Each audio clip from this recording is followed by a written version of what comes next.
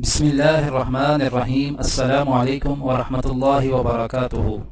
آج ہم رسول اللہ صلی اللہ علیہ وسلم کا مرد کا اپنی اولاد کو عطیہ دینے کے بارے میں فرمان بیان کریں گے انشاءاللہ۔ اس سے پہلے آپ سب سے گزارش ہے کہ اس ویڈیو کو آگے ضرور شیئر کریں، جزاک اللہ۔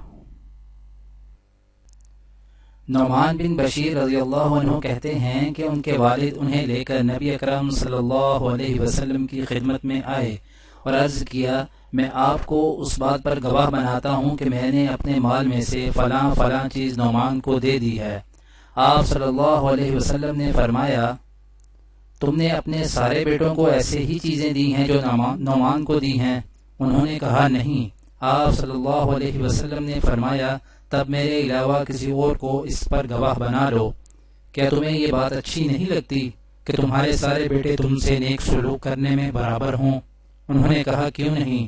آپ صلی اللہ علیہ وسلم نے فرمایا، تب ایسا مت کرو۔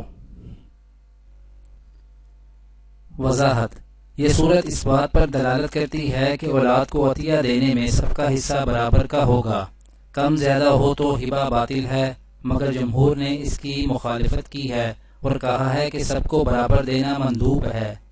عطیہ اور ہبہ میں کسی کو زیادہ دینے سے ہبہ باطل نہیں ہوتا، لیکن ایک روایت میں آپ صلی اللہ علیہ وسلم نے اسے ظلم کہا ہے، اور نعمان کے والد بشیر سے آپ کا یہ فرمانا، اسے واپس لے لو، اس بات کی تائید کر رہا ہے کہ اولاد کے ساتھ عطیہ میں برابر کا سلوک واجب ہے۔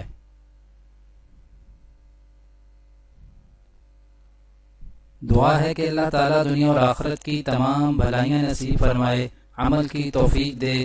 سبحان ربک رب العزت عما یصفون وسلام علی المرسلین والحمد للہ رب العالمین، آمین۔